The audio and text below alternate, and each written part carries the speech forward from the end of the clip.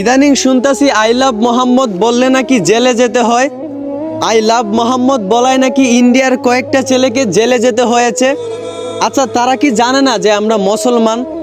তারা কি জানে না যে আমরা সেই নবীর উম্মত, যেই নবী শত পাথরের আঘাত খাওয়ার পরও দিনের দাওয়াত দিতে গিয়ে এক পাও পিছন ফিরেননি?